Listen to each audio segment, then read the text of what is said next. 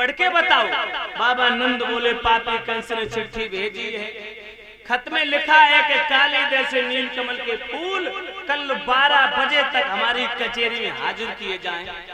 और धमकी दी है यशोदा, अगर फूल कल 12 बजे तक कचेरी में न पहुंचे तो हमें, तुम्हें, मेरे बच्चों को, सारे वृंदावन वासियों को वो पापी जेल में डाल देगा।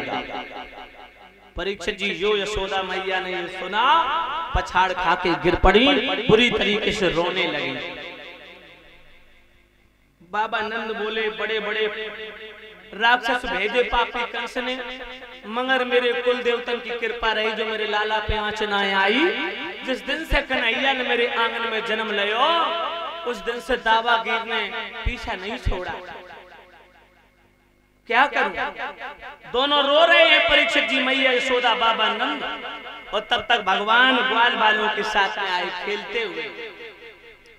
दामा, संकीर्ण, मदन, छदामी, बलवीर, धनुषका, मधुमंगल, श्री दामा, बलराम, समस्त ग्वाल बालों की टोली।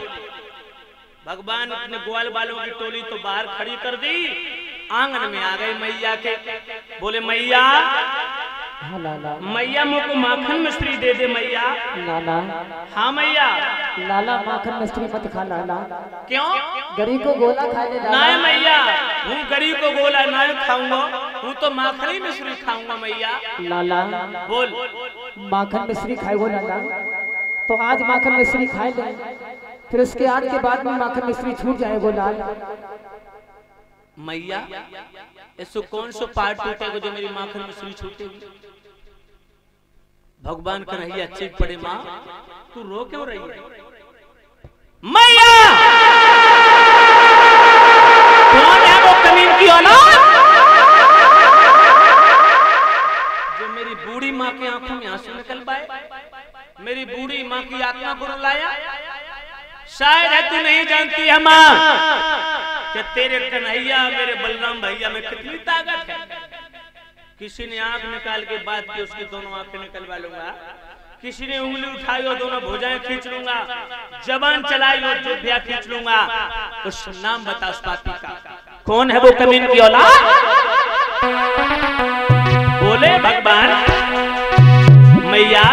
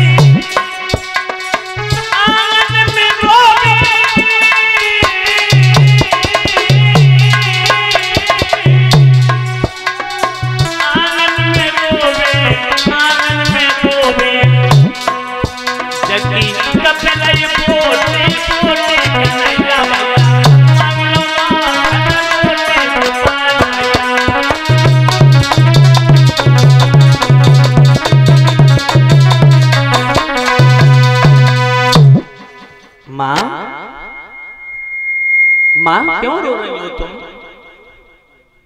मैया बोली लाला बाबा से पूछ। जो भगवान ने अपने बाबा को देखो, परीक्षित जी नंद बाबा की आंखें रोते रोते लाल हो गई। भगवान बाबा की गोद में बैठ गए, बोले बाबा, ओरे बाबा। और परीक्षित जी ब्रज की भाषा है, अपने बाप से भी वो बात करेंगे तो क्या बोलेंगे? तू। आपने देखा हुआ, आप लोग तो घूमते रहते हो, ब्रज में आप जाइए, गोकुल वृंदावन में नंदगांव की भाषा है तू। हाँ, ओरे बाबा तू कहाँ गए तो हैं? भगवान बोले बाबा तू काहे को रो रहे हो बाबा, बात तो बता। भगवान कन्हैया की तरफ देख के बाबा नंद बोले लाला ले जा चिट्ठी पढ़ ले। किसने भेजी बाबा? बोले पापी कंस ने चिट्ठी भेजी है, ये खत भेजो है लाला। उस चिट्ठी में धमकी दी है। क्या? बोले कल 12 बजे तक 2 छबलियां नील कमल के पुष्प मंगाए उसने काली जैसे, और धमकी दी है अगर फूल कल 12 बजे तक कचहरी में हाजिर ना हुए तो हमें, तेरी मैया को, तेरे सारे वृंदावन वासियों को वो जेल में डाल देगा। भगवान बोले धमकी दी? बाबा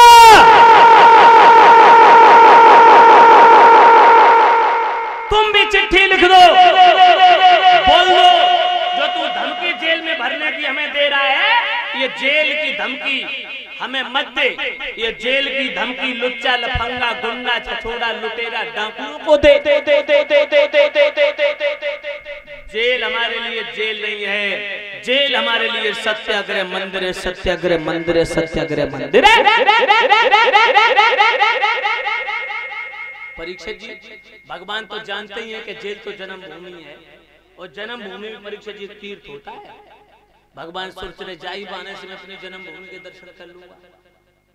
भाइयों, बाबा नंद बोले लाला काली रस से फूल तोड़ में मत जाइए, जो जेल फांसी होगी सब देख लूंगा। भगवान बोले ऐसा क्या? बोले कालिया नाग रहता है काली देह में, इतना विषैला नाग है, इतना शक्तिशाली नाग है जिसके सहस्त्र फन है। परीक्षा जी सहस्त्र माने हजार फन है। कन्हैया को समझा करके बोले बाबा नंद लाला एक बार जेठ मास में लपट चल रही थी लू, ऊपर से सूर्य की किरण नीचे से पृथ्वी तप रही थी। मैं अपने गऊओं को चराता हुआ ग्वाल सखाओं के साथ में पहुंचा काली देव के तट पे। मेरी गऊओं को प्यास ने सताया, मैंने पानी पिलाया, और जो पानी पिलाया है कई हमारी गऊएं मर गई, कई हमारे सहपाठी मर गए, मैं तो जैसे तैसे बच गया। काली देह के अंदर कालिया नाग रहता अपनी 4 पत्नियों के साथ में, उसकी 4 नागनियां हैं। उसके विष से जमुना का पानी में इतना जहरीला विषैला हो चुका है कि नभमंडल में पक्षी भी नहीं उबरने पाता है। परीक्षा जी भगवान बोले तो जरूर जाऊंगा। भगवान ने मन में सोचा 1 तीर 2 शिकार, मामा के यहाँ नीलकमल के फूल भी भिजवाने और कालिया नाग को काली देह से भगाना है, जमुना का पानी पीने के योग स्वच्छ और निर्मल बनाना है। परीक्षित जी उसी समय भगवान बोले नहीं जाना। भगवान ने माखन मिश्री का भोग लगाया। परीक्षित जी माखन मिश्री खाने के बाद में पीताम्बर से मुंह को पूछा तो भगवान निकल आए। जब ग्वाल वालों की टोली खड़ी, भगवान बोले दामा मनसुका संकीर्ण छदामी बलवी धंस का मधमंगल श्री दामा सब आ गए? हाँ भैया सब आ गए। भैया हाँ भैया आज मन में एक इच्छा है। क्या इच्छा है? आज एक खेल खेलूंगा। अच्छा कौन सा खेल खेलोगे? आज भैया गेंद को खेल खेलूंगा। गेंद को? हाँ ठीक है। मनसुख भैया तेरे पास गेंद है? वो पे आएगा। किसके पास है? दामा दे रहा है। दामा को बुलाओ। कहाँ है दामा?